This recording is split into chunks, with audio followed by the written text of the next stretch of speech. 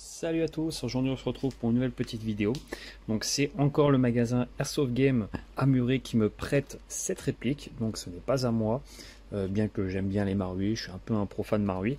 Mais néanmoins, ce n'est pas le mien. Donc n'hésitez pas encore une fois à aller faire un petit tour dans la description. Il y a le lien du magasin. Encore une fois, merci à eux.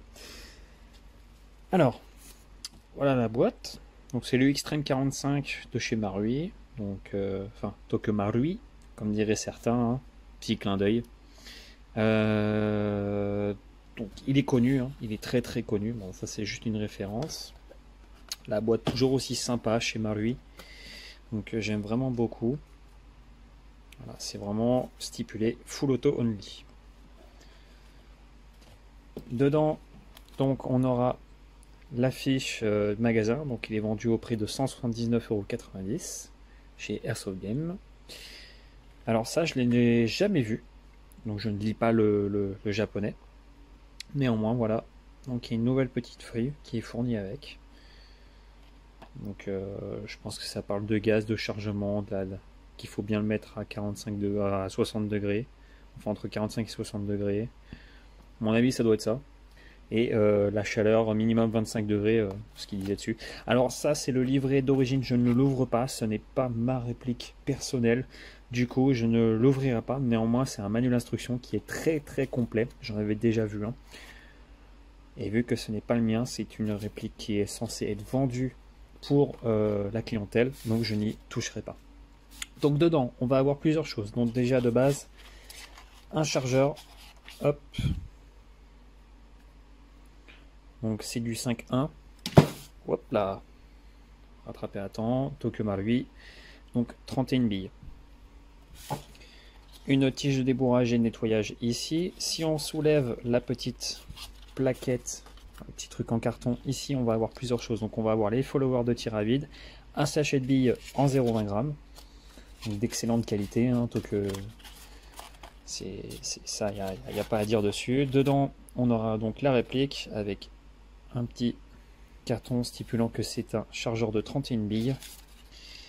Et donc la réplique, alors ça je vais juste l'enlever proprement, juste le temps de la review, et je le remettrai avant de le remettre dans le carton. Voilà, je prends vraiment très soin, comme d'une part je prends soin de mes répliques, mais c'est surtout que ce n'est pas la mienne, donc j'y prends encore plus soin. Et là on aura donc inclus avec le bouchon de canon qui est déjà sur la réplique. Donc cette réplique, c'est une réplique de AEKAPA 4.3, mais qui a la particularité donc de tirer exclusivement en full auto. Donc c'est le seul AEKAPA de chez Marui qui tire en full de base. Donc du moins c'est le premier. Voilà un petit peu la finition qui est très très belle. C'est du 4.3 mais modifié sous certaines conditions, enfin sous certains angles d'extérieur. Par exemple, si on prend le 4.3 de la même marque, on voit tout de suite les différences au niveau de la queue de castor, du marteau, de la sécurité qui n'est pas ambidextre. Bon, la couleur, ça, on s'en fout. La détente, marquage forcément, mais le reste, bon, ça reste à peu près le même. Voilà. Donc ça, c'était vraiment pour faire un petit aparté sur le 4.3 Marui. Donc, au niveau des marquages, on va avoir Xtreme 45 avec des numéros. Ici, on a, bon, je pense que propre à Marui, OPS MRP, OPS 45, Made in Japan, Tokyo Marui SGK, OPS MRP, le 45 ACP ici, et le Xtreme, donc belle calligraphie, cela dit. Et voilà un petit peu ce qu'il y a. Il va y en avoir aussi sur le chargeur, donc commun au niveau des chargeurs Marui, Restricted, etc. Low Force Monday, Tokyo Marui, Made in Japan. Donc cette réplique, comme je disais, tire exclusivement en full auto. La preuve en est quand on appuie sur la détente. La culasse est short stroquée de base pour augmenter la cadence de tir. Vous voyez. Donc ce qui va changer en fait à l'intérieur, c'est le BBH, donc le block housing, le circe du marteau et le disconnector. Le reste, c'est la même chose. À l'avant, on aura un rail type Picatinny avec 2 encoches pour pouvoir y mettre lampe laser, tout autre accessoire que vous voulez.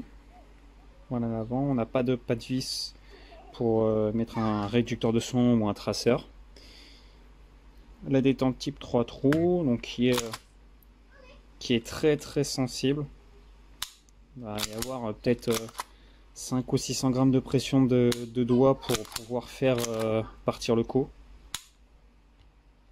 Mais sinon, autrement, bon, il n'y a pas de reset en fait, tout simplement vu que c'est un full auto. Le bouton d'extraction de chargeur de rétention, comme vous voulez, qui fonctionne très bien. Le chargeur a très peu de jeu, latéral comme horizontal, et en hauteur aussi, qui fonctionne parfaitement. Il est assez dur, mais pas trop, pour histoire de bien maintenir le chargeur et pas pour pas pouvoir le perdre sur le terrain. L'arrêteur culasse non fonctionnel, néanmoins il sert de clavette de démontage comme sur tout 1911 IK. Donc hop, pour l'enlever, la demi-lune standard, hein. Et ensuite on enlève, hop, comme ceci, et on vient, hop, décellulariser la frame de la culasse. Donc au niveau de la frame, on aura ici une petite vis.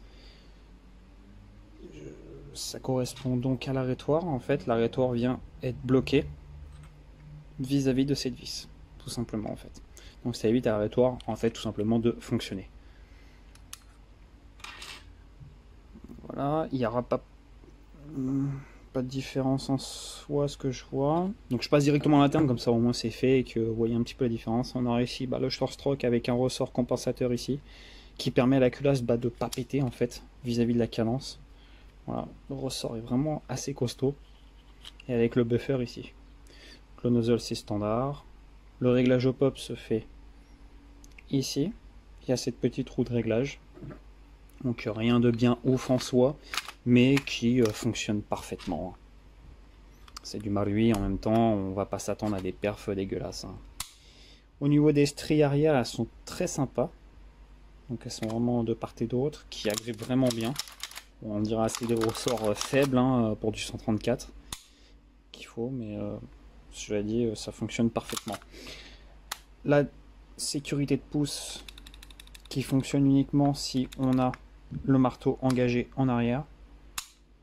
Voilà, la preuve en est. Le marteau, 3 positions. Donc on a percuté, cran demi-armé, armé. Ça évitera les dégazages en fin de gaz, de chargeur de fond de gaz. En fait, quand il y a un fond de gaz, le fait d'avoir un cran demi-armé, la culasse se réarme. Le marteau ici, qui vient percuter la valve, rentre quand même. Et donc ça évite le dégazage. En fond de gaz, je parle. Ah, la queue de castor qui a été volontairement coupée par Marui. Les organes de visée de tout ce qui est de plus simple. Un point blanc à l'avant et un cran de mire non réglable à l'arrière. Un peu comme sur le 4.3 Marui. On aura ici une reproduction donc dans la culasse de l'extracteur, donc du faux extracteur ici de l'éjecteur. Sur le marteau des stries et à l'arrière ici donc la vis qui maintient le BBH. Bon, c'est du classique Marui, enfin Marui, j'ai pas encore l'habitude de le dire, mais vous voyez, hop, rien de bien transcendant en soi. Voilà de l'autre côté, vraiment très sympa, hein. Après c'est du 4.3 Marui version automatique, hein. C'est assez fun à utiliser, cela dit. Voilà. Donc au niveau des gaz, alors il faut savoir un truc, c'est que Marui, eux, ils utilisent du 134A. Donc c'est du gaz très faible. Donc voilà du 134, pas du 134A. Il va nous sortir une certaine pression relativement faible. Donc la bouteille est totalement neuve. Hop. Donc voilà, il va nous sortir moins de 6 bars. Et pourtant on est quand même à une trentaine de degrés aujourd'hui, hein. Il fait très chaud. Donc c'est du gaz qui est relativement faible. Et vous allez voir, ça fonctionne parfaitement pour le Marui. Le Nuprol 1.0 aussi est pas mal. Bien sûr, le 110 PSI de chez ATM, elle saute entre autres. Donc la baie Predator en vert et en rouge. Cela dit, tout ce qui est gaz très faible passe parfaitement pour ce PA. Ensuite, donc, on va voir un petit peu ce que ça donne au chrony. Alors le souci, c'est que ça tire en full. Et le problème, c'est que faire du semi avec ça, c'est vraiment un coup de doigté. Donc,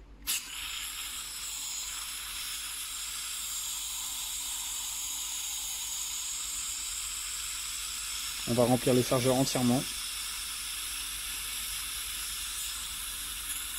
Hop. Nickel. Donc il est froid, mais pas trop. On fout des billes et on fait le test chrony. Donc c'est parti, passage chrony au 134 Walter et à la 0,20 de chez G&G. Allez, c'est parti, on va essayer de faire du semi avec ce truc. Donc les FPS sont faibles dû au faible gaz. Hein.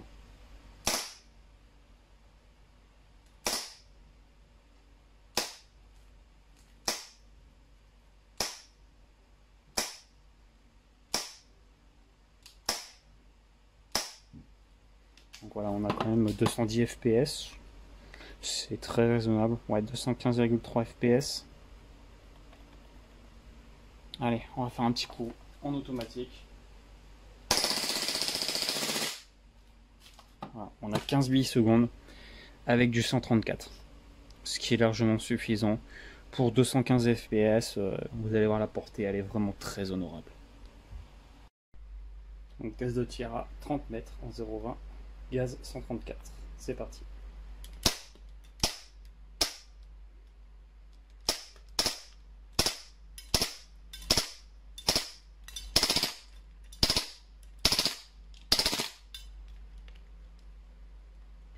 Donc voilà, en conclusion, on a quelque chose qui est vraiment super sympa. On peut faire voir que le chargeur est bien vide, la chambre est bien vide. On est au 134 et voilà ce que ça donne. C'est super sympa, on peut bien sûr armer le marteau et voilà, comme je vous ai dit, il n'y a pas d'arrêt calculasse, mais c'est super sympa, c'est bon, ça change, c'est pas jouable en soi pour celui qui veut faire que du semi, mais bon, il y a moyen de... Voilà, donc non, franchement c'est super sympa. Alors voilà, après, comparé au 4.3, bon moi je suis un peu plus fan du 4.3, mais vu que je suis un très grand fan de chez Marui, le Extreme, c'est vrai qu'il me fait un peu plus de l'œil malgré tout, quoi. Donc voilà. Bah écoutez, moi j'espère que cette petite review vous aura plu, et puis je vous dis encore une fois, merci d'avoir vu cette petite review, merci au magasin Airsoft Game pour m'avoir prêté cette petite réplique bien sympathique, et moi je vous dis à bientôt pour une nouvelle petite review. Ciao!